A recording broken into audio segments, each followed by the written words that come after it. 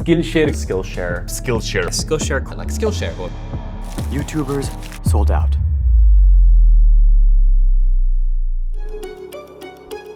Basically, every infotainment video on YouTube pitches Skillshare as some sort of godly resource. Do you want to learn how to code? Skillshare. Do you want to learn how to animate? Skillshare. Do you want to just learn how to learn? Skillshare. At this point, Skillshare isn't even seen as a learning platform. It's seen as the thing productive people do. Clearly, Skillshare has done a phenomenal job when it comes to branding, marketing, and positioning. But the same cannot be said about the platform itself. Skillshare is not only a mediocre platform, it's a negative platform, and that's not my opinion. That's the overwhelming opinion of everyone who ended up using the platform. On Trustpilot, for example, Skillshare has a horrendous average rating of 1.7 stars, with 32% of reviews being 1-star ratings. And that's despite a massive upward skew from YouTubers. For example, let's say I'm watching Ali Abdal, who is an exceptional YouTuber, and I hear him pitch his Skillshare course. If I go check out his Skillshare course, I'll probably get exactly what I'm looking for, which may lead to a glowing 5-star review. But this isn't really a testament as to how good Skillshare is as a platform. It's really just a review of Ali Abdal or Nathaniel Drew or Marcus Brownlee. If it weren't for these select YouTubers, Skillshare's average rating would probably be closer to that of PayPal. Why are people so upset in the first place? Well, aside from a history of slimy sales practices, Skillshare simply doesn't offer the value that YouTubers say it does. At the end of the day, it's really just a worse version of YouTube that costs $32 per month or $168 per year. Instead of getting the monthly subscription, you can get a YouTube Premium Family Plan for 6 people and have $9 per month to spare. Or you could get a premium Netflix subscription for 4 people and still have $12 per month to spare. So here's the truth about Skillshare and why it doesn't live up to all the social media hype.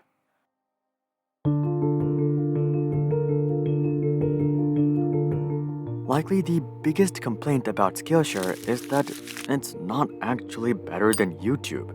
At best, it's able to match YouTube, and this is true for basically any topic that you want to learn about. Take Swift coding for example. If you're not familiar with Swift, it's the coding language that you have to use for native iOS development, so it's a pretty relevant skill. Yet, if you search up Swift on Skillshare, you don't get much more than 50 results. And out of these results, only 3 of them are actual courses on Swift that last 30+ hours. Most of the results are just introduction or feature videos. And the remaining results, well, they often don't even have anything to do with Swift. We have a video about the principles of remote work, a video about organizing your life, a video about captivation marketing, and a video about Adobe Illustrator. In fact, 26 out of the 54 results didn't have anything to do about Swift or iOS development at all. But at least there's 3 good courses, right? Those alone should be worth a subscription. Well, that's what you might think until you take a look at what YouTube has to offer. Code with Chris alone has 536 videos, all about iOS development, and many of these are over 3 hours long. And his videos don't just teach you how to write a function or class either. They teach you how to make a feature completely functional from beginning to end, how to make a custom login page using Google Authentication, how to link up your iOS app to a cloud database, how to make API requests to implement external functionality into your apps. Code with Chris's channel literally has more content about Swift than the entirety of Skillshare, and he's just one channel. There's dozens more like iOS Academy. iOS Academy has a total of 703 videos covering everything that Chris covers, but he takes it even one step further. He has these massive series where he builds full-on apps from beginning to end. For example, he's currently making a Rick and Morty app completely from scratch that has a total of 45 parts. This series alone has over 10 hours of content. We also have Sean Allen, Paul Hudson, CodePro, Rebelloper, Let's Build That App, and so many more in just the little niche of Swift. This same argument can be made for learning JavaScript or animation or motion graphics or cooking or basically any skill you can think of. But none of this is really surprising. YouTube is the biggest video hosting platform in the world. On Skillshare, there's a total of 30,000 courses. On YouTube, there's 30,000 hours of content being uploaded every single hour. So naturally, YouTube will have the most in-depth, most comprehensive videos on any niche. And ironically, this is true for even the YouTubers that pitch Skillshare. Ali Abdal, for example, has a total of maybe 30 hours of content on Skillshare. Meanwhile, on YouTube, he has hundreds of hours worth of content. We should also note that Skillshare doesn't have any sort of vetting process in terms of who can post content. So basically anyone can post content on Skillshare just like on YouTube, meaning that the content on Skillshare isn't necessarily more credible, valuable, or informative. Meanwhile, there's plenty of extraordinarily talented teachers on YouTube itself.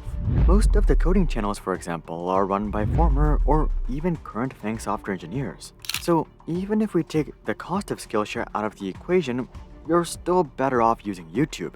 Not only does Skillshare lack any sort of distinguishing factor, but YouTube destroys Skillshare in terms of the amount and depth of content. Given Skillshare's glowing reputation on YouTube, you would think that they're experts at public relations and branding.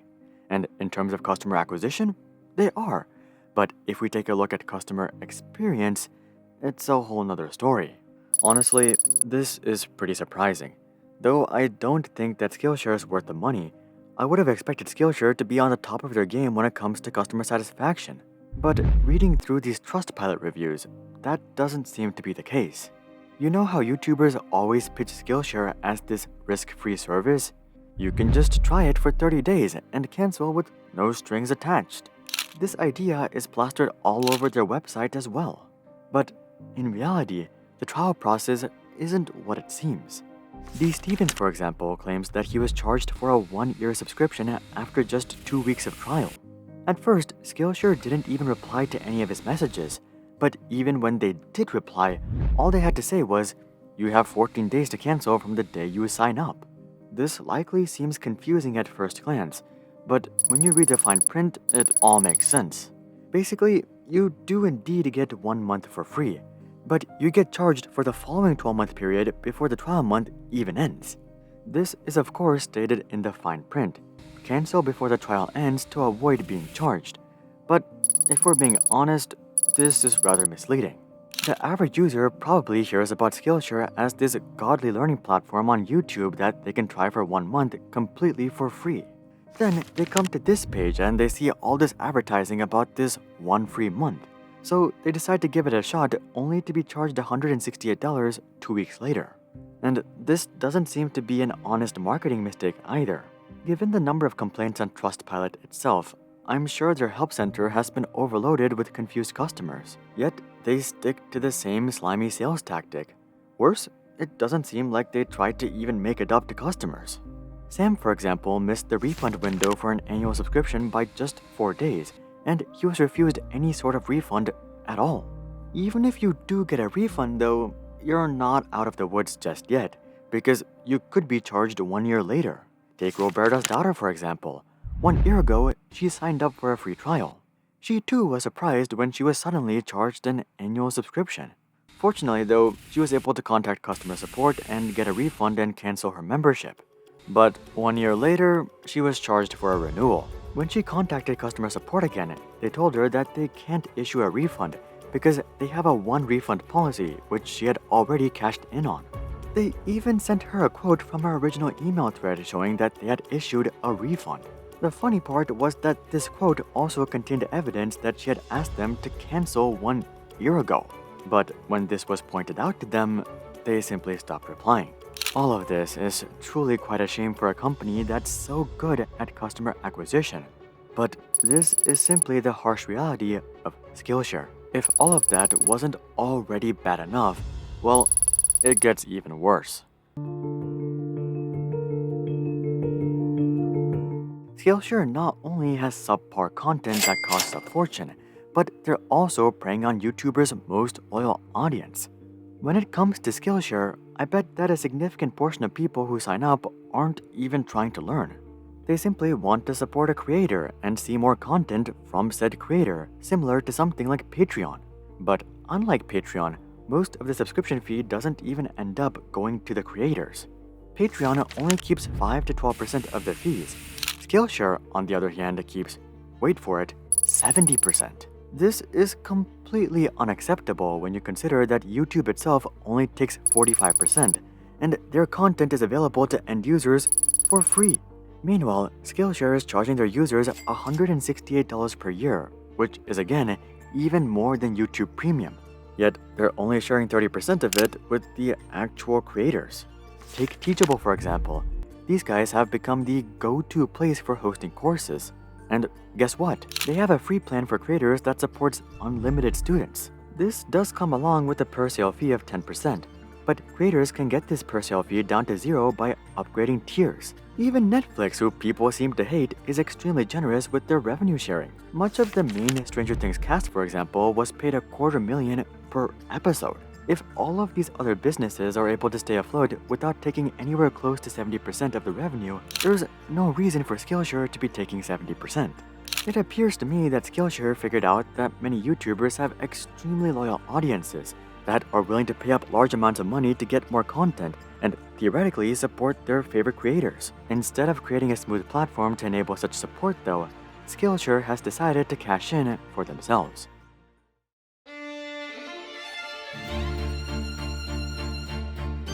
In the end, YouTube is filled with glowing endorsements of Skillshare, but much of this is just due to Skillshare's smart positioning and branding.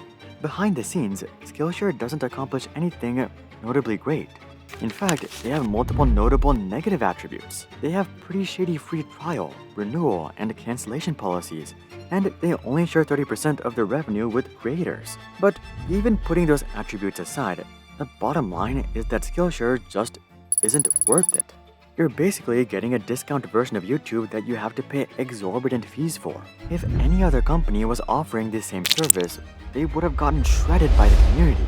But because Skillshare is such a big player within the sponsorship scene, no YouTuber wants to speak out against them. And audiences are led to believe that Skillshare truly is some sort of exceptional service that's worth the premium price, when in reality, that's just not the case. But that's just what I think. Have you ever used Skillshare? Comment that down below. Also, drop a like if you appreciate the honest take on Skillshare. And of course, consider checking out our Discord community to suggest future video ideas and consider subscribing to see more questions logically answered. But until then, I'm Hari, and I'll see you guys on the next one.